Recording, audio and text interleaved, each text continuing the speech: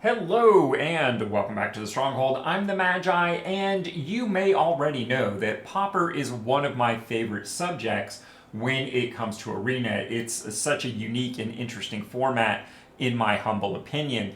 But on Arena, we don't really see it all that much. The fact is, we only get to play it a couple times a year, and because of the economies going around within Arena and Magic the Gathering in general, we will probably never see it on there as a dedicated format.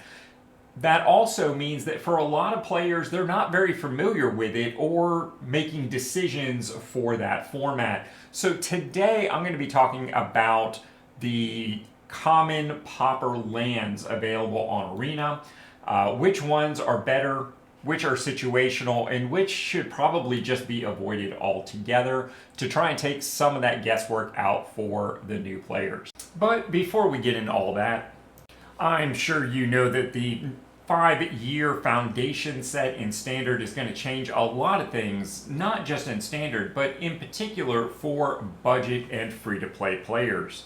What you may not know is you can make a big impact around here by making a funding choice through our Patreon. Whether you're just helping keep the lights on every month, or you're making contributions towards specific content or hardware upgrades, just know all the Patreon funding goes back into the community.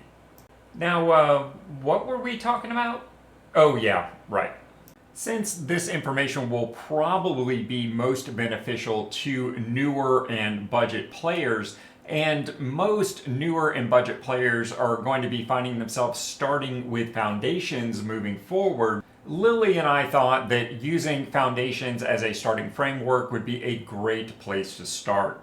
So we're going to start at the bottom and work our way up, and that brings us first and foremost to Uncharted Haven. This particular land, like most common level mana fixing lands, is going to come into play tapped. In this case, when it does, you choose a color. Moving forward, this land taps to produce 1 mana of the chosen color. So obviously this is by far going to be one of the most flexible lands that we talk about today, as it can fit into any deck and produce any color of mana. However, it's only ever going to produce that one color, as opposed to some of the dual color common mana fixers that we have available later on. Next up, we've got the basic fetch lands like Evolving Wilds. You tap it, sacrifice it, search your library for a basic land card, put it onto the battlefield tapped, and then shuffle. This is particularly nice as a way to get multiple landfall triggers into a deck, and there's a very nice Gruul Splash White landfall deck. I'll try and remember to put the link down in the description, that goes very nicely in Pauper. Alright, so now we get into some true dual colored land territory. Yes, the gates from Ravnica are legal in Standard right now because of foundations, and well, that's pretty darn good. Unfortunately, when it comes to the gate lands, if you aren't making use of that gate subtype, and in Pauper you're not, it's really not doing very much for you. There are better alternatives. Like the gain lands, for instance. This does everything that a gate does. It comes into play tapped, it just doesn't have the gate subtype. It gives you access to 2 colors of mana, and yes, the full 10 color pair cycle exists, and it also gains you a life as it comes into play. This can be particularly useful in both white-black and traditionally white-green, where you tend to build those life matters decks, even in Pauper. So just within the foundation's common lands, we start to see a hierarchy coming together, with the gain lands more or less on top and the havens down towards the bottom. And as we extend beyond the foundations to a broader standard pool, there is a lot more to consider, like a card that allows you to draw cards, like the Dross Pit.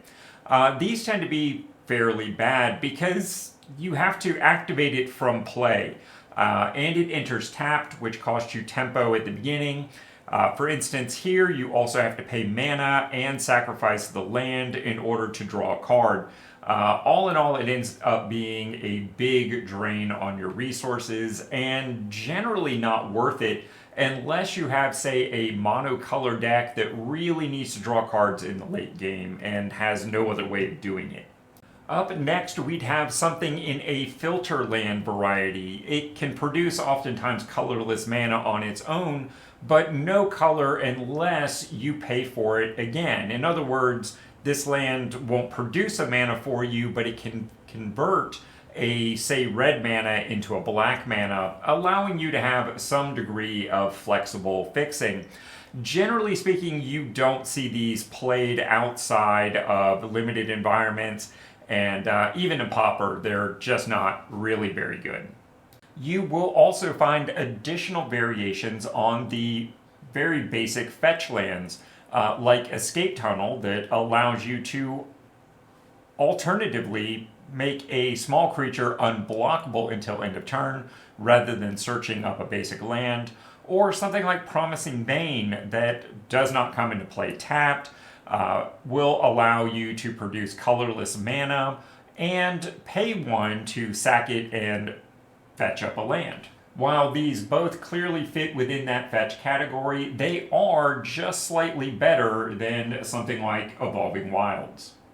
We also find more examples of dual color tempo lands that generally come into play tapped, like the Soured Springs that deals appointed damage as it enters to target opponent. Of course, this is ideal for something that is looking to commit crimes or otherwise procs around dealing that damage. We've also got something like Strangled Cemetery that generally enters tapped unless a player has 13 or less life. And that gives this cycle of common dual lands maybe a good argument to be the best common dual lands printed during the Arena era. So as you can see, your standard collection gives you a pretty good framework for various types of lands playable in Pauper. As we move into Eternal, though, of course, you're going to find a lot of lands that fit into these various buckets, sometimes as literal or functional reprints. But beyond that, there is a handful of cycle of cards that I think are worth taking a special look at. Very recently, we had an entire cycle of previously uncommon cards reprinted on Arena as commons, a land cycle that also generally gives you some utility value. The opportunity cost on these is so low to swap them out with something like a basic land in a Pauper deck. It's really worth looking into. The white and green variant are excellent cards, highly worth considering. Just behind that, we have the blue card selection option. Black's offering to the cycle, also pretty decent, and, well, to be frank, the red one isn't. Another group to consider are lands that allow you to cycle them from your hand. This takes away a lot of the tempo and cost issue that we talked about with draw lands in Standard. You will also encounter various artifact and snow lands in both fairly basic varieties as well as dual color options. The thing to remember here is they're very much like gates. If you aren't making use of that non-land type, be it artifact or snow or whatever the case may be, they're probably not worth the slots within your deck, and you have varieties in your collection or available to you that are just as good or sometimes better. Another noteworthy subset are the gangster lands available from Streets of New Capenna or the landscapes from Modern Horizons 3. Both of these give you a fetch style option with some additional upsides and allow you the versatility to search up 3 basic land types from any one card. And last but not least, the Thriving Land cycle is really perfect for those planeswalkers that tend to gravitate towards a single color of mana, but often vary their second mana. In other words, someone that almost always plays green, but sometimes plays green-white, green-red, etc., etc. Thriving Grove, for instance, always produces green mana, but as it enters, you pick the second color that it will produce, making it a very flexible budget option for that style of player.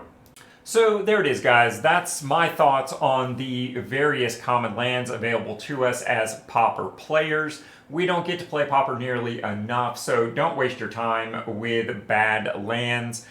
Tend to stick to those that benefit your deck specifically based on their individual designs. But hey, what do you think? Is there something you feel like I left out? Am I just dead wrong about something?